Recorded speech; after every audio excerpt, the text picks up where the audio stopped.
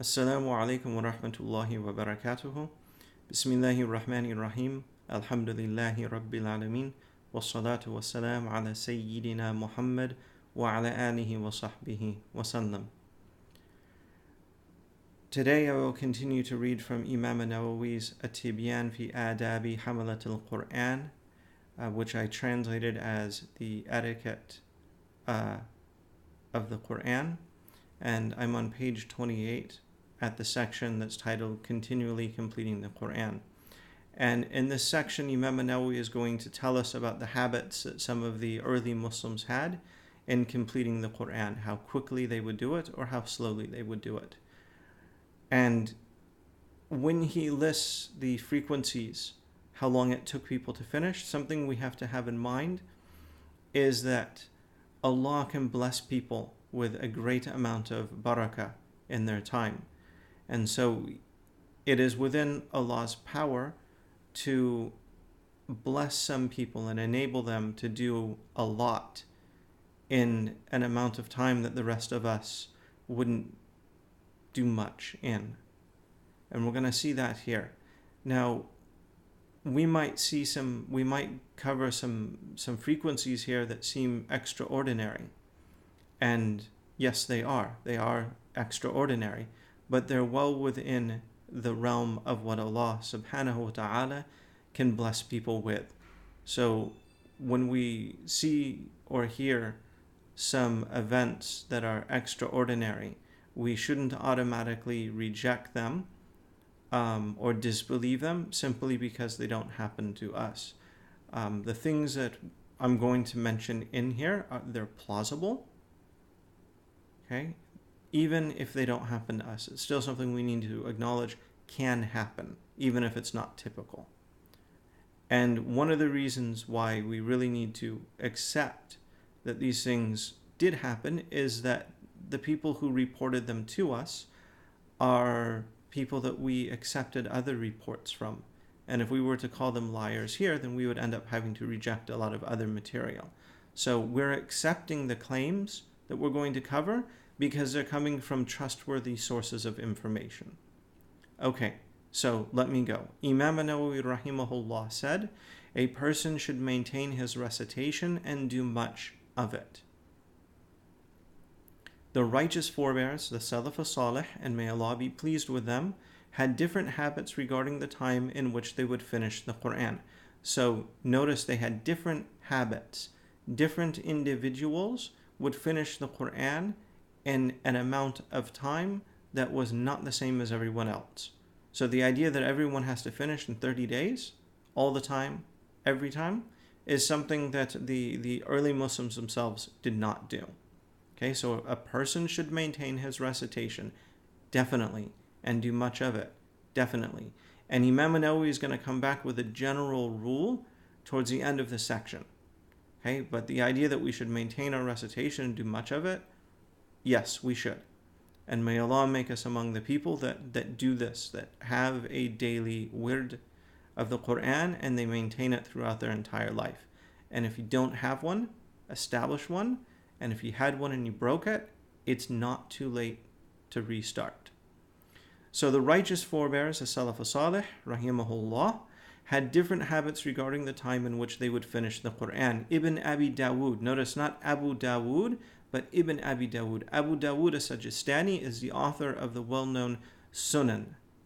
Okay, Sunan Abi Dawood is written by Abu Dawood as-Sajistani. Here, Imam al-Nawawi is quoting Ibn Abi Dawood. Ibn Abi Dawood is also someone who compiled prophetic reports and reports from companions and from the Salaf as-Salih, but his focus tended to be on reports related to the Quran itself. And he has a book called Kitab al-Musahif, where he gathers reports conveying information about the Quran. Okay, so Ibn Abi Dawood, he's got this book related to the Quran. When someone who is an area expert tells us something, it carries a little bit more authority than when a generalist tells us the same thing. So anyways, Ibn Abi Dawood related from the righteous forebears, from the Salaf as-Salih, radiyallahu ta'ala anhum, that some of them would finish the Quran every 2 months or every month. Once every 10 nights or every 8, most of them every 7 nights, some every 6 nights, every 4 nights or every 4 nights, many every 3 nights, some every 2 days, some every day and night, some twice every day and night, some twice every day, and some 8 nights, 8 times each day, 4 by night and 4 by day. Okay, so that's a lot of variation in how long it took people to do it. Some people took 2 months, some people took 1 month, incredibly plausible. Some took 10 nights or 8 or 7. This is also something we can see doing without much difficulty. If you want to devote your time to this, it's quite within the realm of a typical human being to do this. But then we get some every 4, a little bit more difficult, every 3 nights. That's 10 juz. That's a third of the Quran every day. That is beyond what most of us can do. 2 days, day and night, etc. Like I said in the beginning, what we need to acknowledge is it is within the realm of what Allah can gift people to have done that. Even if we can't do it and we shouldn't do it and we never do it, it's still possible that some of Allah's creatures were given this gift, so we should not deny it if we've heard it.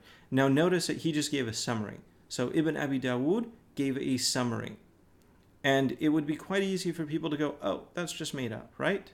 For the ones that are difficult for us to see people doing, it's easy to dismiss if it's just a summary. Well, Imam al-Nawawi rahimahullah is going to flush this out, because next he's going to mention people who had that as a habit. And it's good that he did this, because the people that he's going to mention, if we look at their biographies, we're going to find out that people who wrote the biographies and gathered the information, they themselves didn't have a problem with this. And the people that were doing the transmission of the knowledge, they were considered to be very reliable reporters and conveyors of information. So there would be no reason to reject the claim just because we find it far-fetched. So anyways, those who completed the recitation of the Quran every day include Uthman ibn Affan, Tamim ad-Dari, Sa'id ibn Jubair, Mujahid, al-Shafi'i, and others. Some of those people should be familiar to you. Uthman ibn Affan, obviously, is one of the Khulafa al-Rashidin. Imam al-Shafi'i, the founder of the madhab that's named after him. Mujahid is well known for his tafsirs. Okay, so these are people that are well known. People wrote about them. People sat with them. It would be quite difficult for people to lie about the people I just mentioned, and that they recited the Quran every day. Okay, those who completed the Quran 3 times daily include Sulaiman ibn Atar, may Allah be pleased with him, the judge of Egypt when Muawiyah radiallahu ta'ala anhu was the Caliph. And Abu Bakr ibn Abi Dawood related that he would complete the Quran 3 times each night. And Abu Bakr al-Kindi relates in his book about the judges of Egypt that he would complete the Quran 4 times in a night. Okay, so was it 3 times in a night or 4 times in a night? Either way, it's a tremendous accomplishment. The righteous Sheikh Abu Abdurrahman as-Sulami, may Allah be pleased with him, who was a very early Shafi'i hadith transmitter, great Sufi. Okay, this was in the early days of Tasawwuf, where they were much, and they engaged in things that people would have less objection to. Anyways, as-Sulami, many of his books have been published already and translated into English. I sometimes post up stuff from his Book of Counsels and from his Defects of the Soul, both of which I translated, but I haven't published them yet. So anyways, Abu Abdurrahman as-Sulami, may Allah be pleased with him, said, I heard a Sheikh Abu Uthman al-Maghribi said, Ibn al-Khatib would complete the Quran 4 times by day and 4 times by night. Okay, 4 times by day and 4 times by night. That's 8 times in a day. and this is the most that reached us for a single day and night. It's possible someone did more, but this is the most that was ever reported. The illustrious Sheikh Ahmed ad-Dawraqi relates with his chain of narration from Mansur ibn Zadhan, who was among the devotees of the successors, may Allah be pleased with them, that he would complete the Quran in the time between noon and afternoon prayers, so between Dhuhr and Asr, and he would complete it again in the time between sunset and nightfall, between Maghrib and Isha prayers. And during Ramadan, 2 complete times and a bit more. And they delayed the nightfall prayer during Ramadan until a quarter of the night had passed, which would be why he could have completed a little bit more. Okay, so twice per day. Conceivable. Ibn Abi Dawud related with his sound chain of narrators that Mujahid would complete the Quran during Ramadan every night between sunset and nightfall prayers, and Mansur said Ali al-Azdi would complete it during Ramadan every night between the sunset and nightfall prayers. Ibrahim ibn Sa'ad said, my father would sit, shins up, and continue sitting that way until completing the Quran. When he says he would sit, shins up, if you're sitting cross-legged on the ground and you then pull up your knees and then grasp your hands together, this is the type of way of sitting that he's talking about. Sometimes what they would do is they would sit this way, only instead of holding their knees up with their hands, they would have a strap that they would wrap around themselves so that they could sit. So they had this little strap that basically gave them a very low-tech chair that they could use to then sit upright for long periods of time. Why is this important? Because it also showed that people considered this to be permissible, and I think Imam al-Nawawi might even come back to this later on.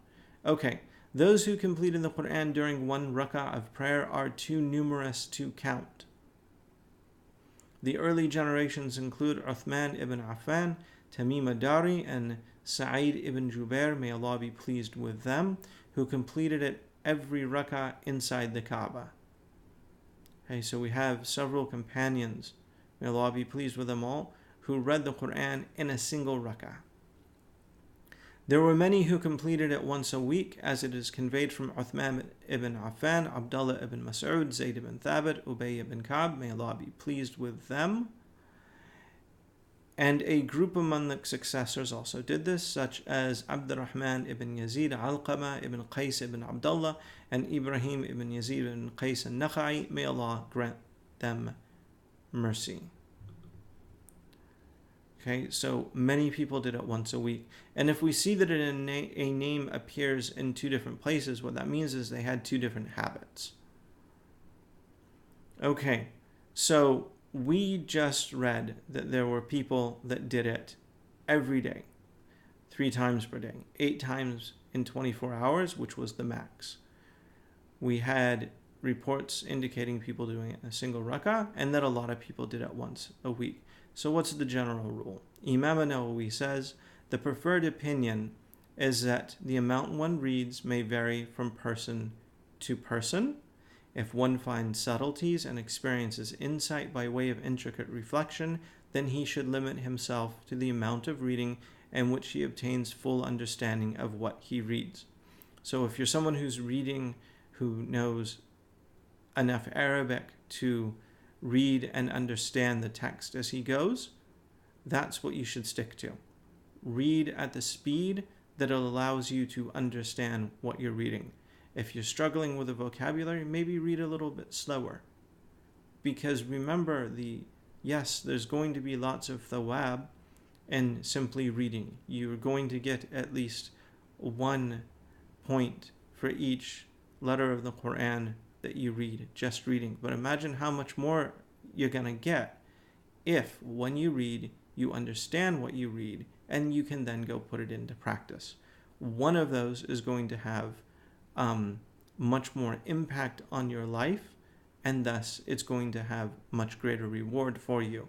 The one who reads, understands, and practices, even if he's not reading as much, he is obtaining the purpose of the Quran, because the purpose is what? It's a message from Allah to guide us, to tell us what to believe, to tell us how to understand this life, make meaning of it correctly, and also how to go through it and to prepare for the afterlife.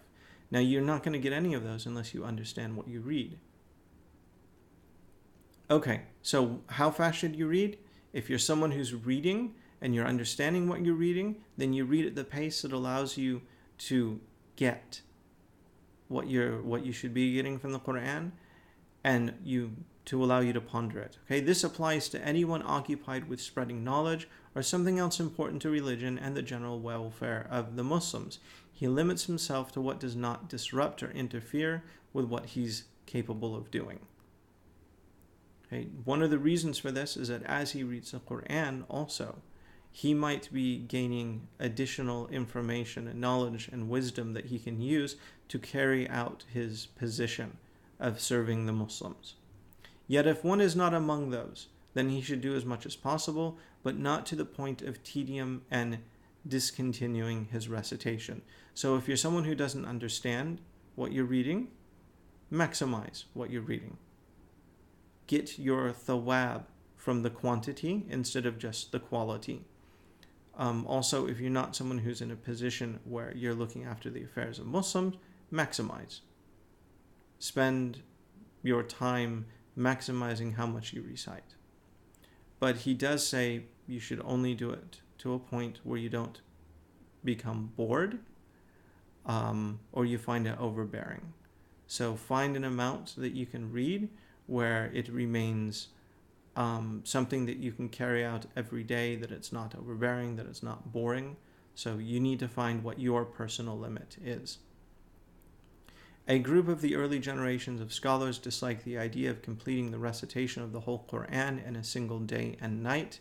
This is supported by the rigorously authenticated hadith, in which Abdullah ibn Amr ibn al-As, may Allah be pleased with them both, stated that the Messenger of Allah,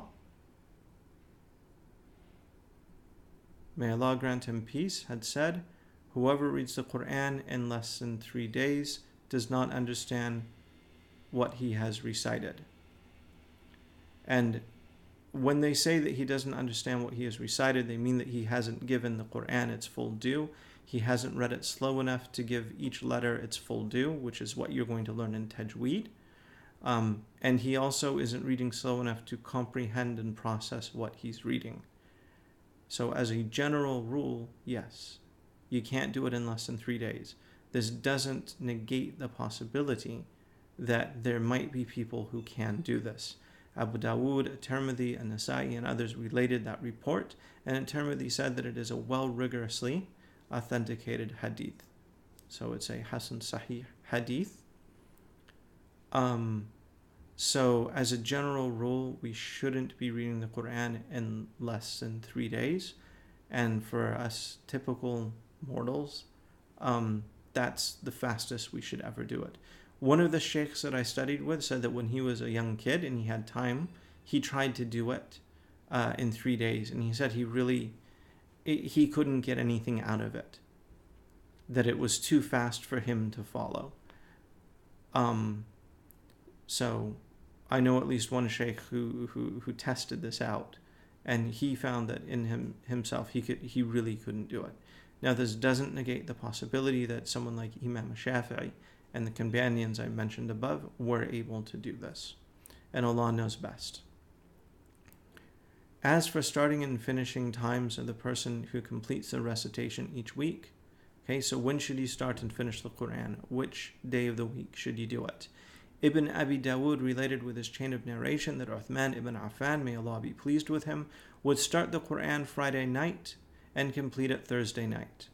Now, when he says Friday night, what he's really talking about is the night before Friday. And when he says Thursday night, he's talking about the night before Thursday. Because typically the Arabs would consider the day to begin day as in a 24-hour period of time. They would start counting after Maghrib. Imam Abu Hamid al-Ghazali, may Allah grant him abundant mercy, said in al-Ihya that it is best to complete the recitation once by night and another by day. As for completing it by day, let it be Tuesday during the 2 rak'ahs of the morning prayer, or afterwards. And as for completing it by night, let it be the night of Friday during the 2 sunnah rak'ahs of the sunset prayer or afterwards. And this way one greets the beginning and the end of the day. So cycle it back and forth. Ibn Abi Dawud related that the successor, the Tabi'i Amr ibn Murrah, said, "We love to complete the Quran at the beginning of the night or at the beginning of the day." So either way, beginning of the day or the beginning of the night, what was constant is at the beginning. The illustrious successor, Talha ibn Musarraf, said, "Whoever completes the Quran during the day, the angels will pray for him until dawn. If his completion coincides with the end of the night, the angels will pray for him until the following night." So I guess if you want to have the benefit of both, you're going to have to learn how to finish it twice in one day. And may Allah bless us with being amongst the people that could actually recite the Quran that fast, giving each letter and each word its proper due, and understanding what we're doing. So it might be bad adab for Allah to ask us for such an extraordinary gift, but inshallah this is one that isn't so bad to ask for. And may Allah forgive me for my bad adab. Ad-Darimi said that this is a well-authenticated event from Sa'd ibn Abi Waqqas, and is related that the successor Habib ibn Abi Thabit would complete the Quran's recitation before prostrating. Ibn Abi Dawud stated that Ahmad ibn Hanbal, may Allah grant him mercy, said the same. So some people would prefer to complete it before they would go into prostration. And the remainder of such matters as presented in this section will come in the forthcoming chapter, if Allah Most High wills. So, what do we get out of today's lesson? What we get out of today's lesson is that you should be reading an amount of the Quran every day that will contribute to you finishing the Quran. It would be great if you had an amount every day that was the same. And you should try to find an amount that you'll be able to sustain for your entire life. Now that might vary from day to day, so you should expand when you can, contract it when you have to. But either way, the really important thing here is you need to find time every day to be maintaining your bond with the Quran by reciting it. And for those of us who slip, it's time to start. It's time to renew. Make tawbah for not doing enough. And part of your making tawbah is that you cease not doing enough, and you feel regret for not doing enough of it, and you firmly place an intention to not return to not doing enough, and then you fix the situation by improving immediately. So may Allah make us among those people who have an excellent daily habit of reciting the Quran. And if you can understand what you're reading, make sure that you read at a pace that maximizes your understanding.